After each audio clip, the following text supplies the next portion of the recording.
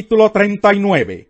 Hijo de hombre, profetiza contra Gog y adviértele que así dice el Señor Omnipotente: yo estoy contra ti, Gog, príncipe soberano de Mesec y Tubal. Te haré volver y te arrastraré, te haré salir del lejano norte y te haré venir contra los montes de Israel. Quebraré el arco que llevas en la mano izquierda y arrojaré a la basura las flechas que llevas en la mano derecha. Caerás sobre los montes de Israel junto con tus tropas y las naciones que te acompañan. Te arrojaré a las aves de rapiña y a las fieras salvajes para que te devoren, y caerás en campo abierto, porque yo lo he dicho, y enviaré fuego sobre Magog y sobre los que confiados habitan en las costas. Entonces sabrán que yo soy el Señor, yo el Señor Omnipotente lo afirmo, y me daré a conocer en medio de mi pueblo Israel. Ya no permitiré que mi santo nombre sea profanado. Las naciones sabrán que yo soy el Señor, el Santo de Israel. Todo esto se acerca y está a punto de suceder. Este es el día del que he hablado. Yo el Señor lo afirmo. Entonces los habitantes de las ciudades de Israel saldrán y prenderán una hoguera, y allí quemarán sus armas, escudos y broqueles, arcos y flechas, mazas y lanzas. Tendrán suficiente leña para hacer fuego durante 7 años. No tendrán que ir a buscar leña al monte, ni tendrán que cortarla de los bosques, porque la leña que usarán serán sus propias armas. Además, saquearán a sus saqueadores y despojarán a sus despojadores. Lo afirma el Señor. En aquel día abriré en Israel, en el valle de los viajeros, frente al mar, una tumba para Gog. Ese lugar le cortará el paso a los viajeros. Allí enterrarán a Gog y a todo su ejército, y lo llamarán Valle del Ejército de Gog. Para enterrarlos y purificar así el país, los israelitas necesitarán 7 meses. Toda la gente del país los enterrará, y el día en que yo me glorifique será para ellos un día memorable. Yo, el Señor Omnipotente, lo afirmo. Al cabo de esos 7 meses, elegirán hombres que se encarguen de recorrer el país, y junto con otros enterrarán a los que aún queden sobre la tierra, y así purificarán al país. Cuando al recorrer el país uno de estos hombres encuentre algún hueso humano, colocará a su lado una señal, hasta que los enterradores lo sepulten en el valle del ejército de Gog. De esa manera purificarán al país. También allí habrá una ciudad llamada el Ejército. Hijo de hombre, así dice el Señor Omnipotente: diles a todas las aves del cielo y a todas las fieras que se reúnan de todos los alrededores y vengan al sacrificio que les ofrezco, un gran sacrificio sobre los montes de Israel. Allí comerán carne y beberán sangre, carne de poderosos guerreros, sangre de los príncipes de la tierra, como si fuera de carneros o corderos, de chivos o becerros, todos ellos engordados en Basán. Del sacrificio que voy a preparar, comerán grasa hasta hastiarse y beberán sangre hasta emborracharse. En mi mesa se hartarán de caballos y de jinetes, de guerreros valientes y de toda clase de soldados. Yo, el Señor, lo afirmo. Yo manifestaré mi gloria entre las naciones. Todas ellas verán cómo los he juzgado y castigado. Y a partir de ese día, los israelitas sabrán que yo soy el Señor su Dios, y sabrán las naciones que el pueblo de Israel fue al exilio por causa de sus iniquidades y porque me fueron infieles. Por eso les di la espalda y los entregué en manos de sus enemigos, y todos ellos cayeron a filo de espada. Los traté conforme a sus impurezas y rebeliones, y les volví la espalda. Por eso así dice el Señor Omnipotente: ahora voy a cambiar la suerte de Jacob, tendré compasión de todo el pueblo de Israel, y celaré el prestigio de mi santo nombre.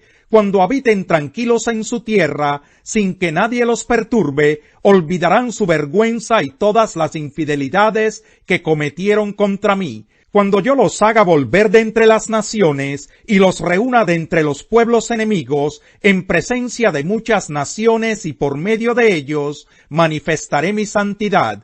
Entonces sabrán que yo soy el Señor su Dios, quien los envió al exilio entre las naciones, pero que después volví a reunirlos en su propia tierra, sin dejar a nadie atrás. ya no volveré a darles la espalda, pues derramaré mi espíritu sobre Israel. Yo, el Señor, lo afirmo.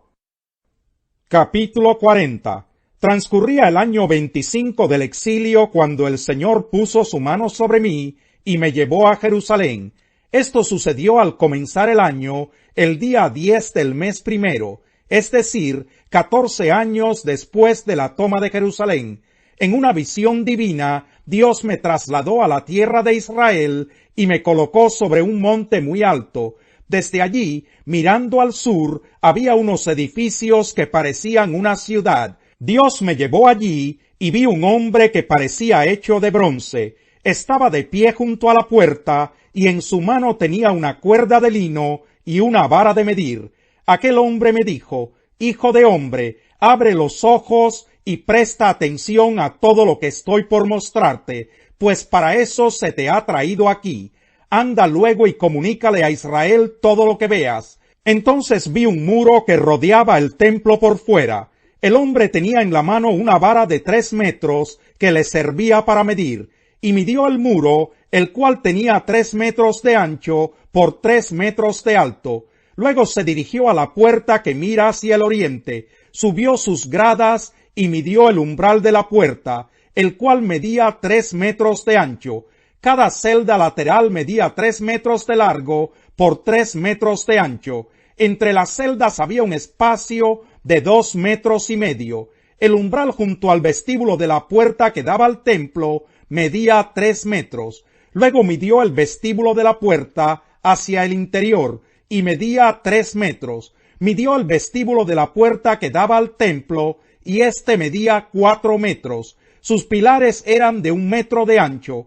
A cada lado de la puerta que daba al oriente había 3 celdas del mismo tamaño. A su vez, los pilares que estaban a los lados tenían la misma medida. Aquel hombre midió también la entrada de la puerta y tenía 5 metros de ancho por 6 metros y medio de largo. Delante de cada celda había un pequeño muro que medía medio metro de ancho por lado. Cada celda medía 3 metros de ancho por 3 metros de largo. Luego midió la puerta desde el techo de una celda hasta el techo de la celda de enfrente, y entre una y otra abertura había una distancia de 12 metros y medio. Luego midió el vestíbulo, que era de 10 metros. El vestíbulo daba al atrio, que lo rodeaba por completo. Desde el frente de la puerta de entrada hasta la parte interior del vestíbulo, el corredor tenía una extensión de 25 metros. En torno de las celdas y de los pilares había ventanas con rejas que daban al interior. También en torno al vestíbulo había ventanas que daban a su interior.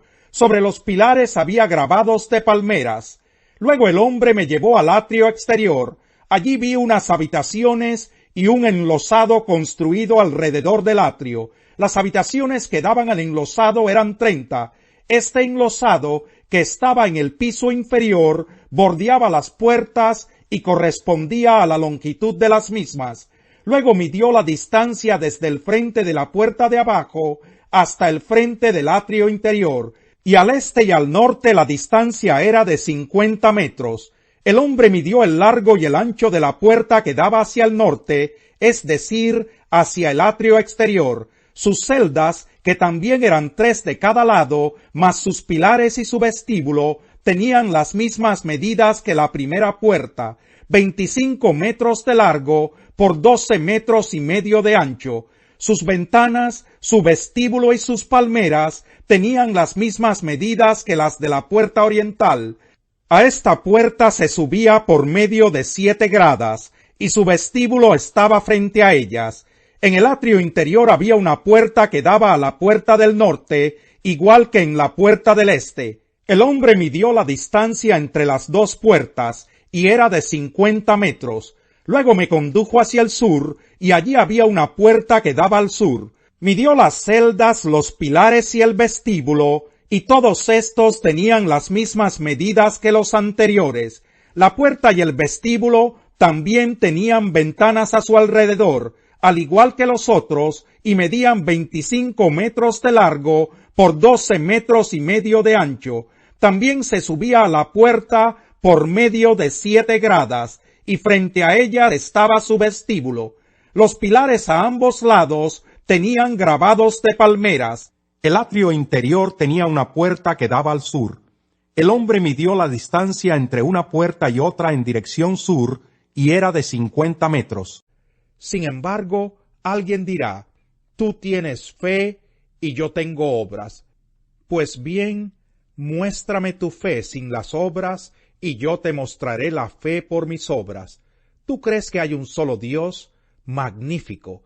También los demonios lo creen y tiemblan. ¡Qué tonto eres! ¿Quieres convencerte de que la fe sin obras es estéril? ¿No fue declarado justo nuestro padre Abraham por lo que hizo cuando ofreció sobre el altar a su hijo Isaac? Ya lo ves, su fe y sus obras actuaban conjuntamente, y su fe llegó a la perfección por las obras que hizo.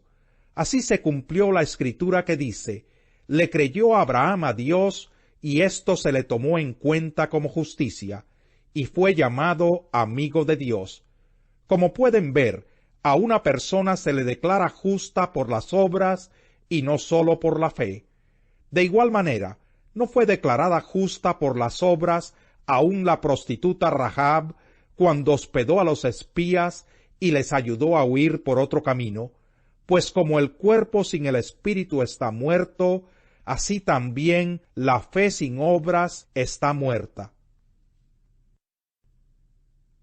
Capítulo 3. Hermanos míos, no pretendan muchos de ustedes ser maestros, pues como saben, seremos juzgados con más severidad. Todos fallamos mucho. Si alguien nunca falla en lo que dice, es una persona perfecta, capaz también de controlar todo su cuerpo. Cuando ponemos freno en la boca de los caballos para que nos obedezcan, podemos controlar todo el animal. Fíjense también en los barcos. A pesar de ser tan grandes y de ser impulsados por fuertes vientos, se gobiernan por un pequeño timón a voluntad del piloto. Así también la lengua es un miembro muy pequeño del cuerpo, pero hace alarde de grandes hazañas. Imagínense qué gran bosque se incendia con tan pequeña chispa. También la lengua es un fuego, un mundo de maldad. Siendo uno de nuestros órganos, contamina todo el cuerpo, y encendida por el infierno, prende a su vez fuego a todo el curso de la vida.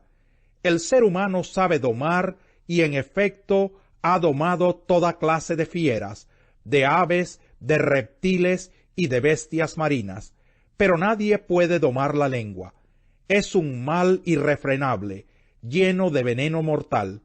Con la lengua bendecimos a nuestro Señor y Padre, y con ella maldecimos a las personas, creadas a imagen de Dios. De una misma boca salen bendición y maldición. Hermanos míos, esto no debe ser así. ¿Puede acaso brotar de una misma fuente agua dulce y agua salada? Hermanos míos, ¿acaso puede dar aceitunas una higuera o higos una vid? Pues tampoco una fuente de agua salada puede dar agua dulce. ¿Quién es sabio y entendido entre ustedes? Que lo demuestre con su buena conducta, mediante obras hechas con la humildad que le da su sabiduría. Pero si ustedes tienen envidias amargas y rivalidades en el corazón, dejen de presumir y de faltar a la verdad. Esa no es la sabiduría que desciende del cielo, sino que es terrenal, puramente humana y diabólica.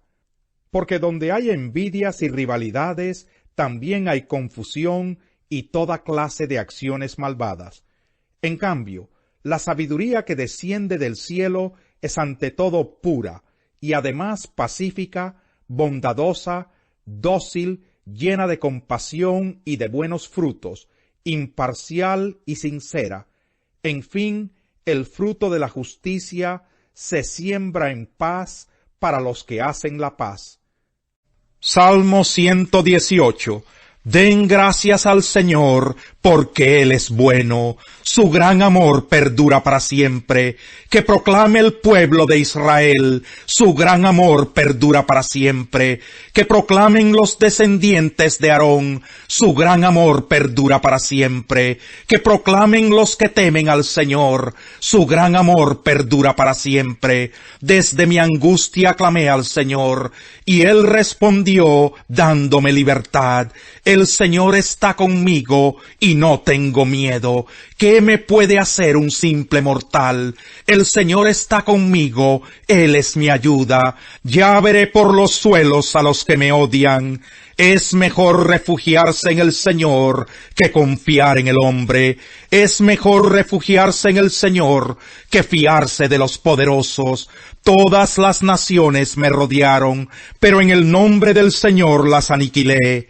Me rodearon por completo, pero en el nombre del Señor las aniquilé. Me rodearon como avispas, pero se consumieron como zarzas en el fuego. En el nombre del Señor las aniquilé.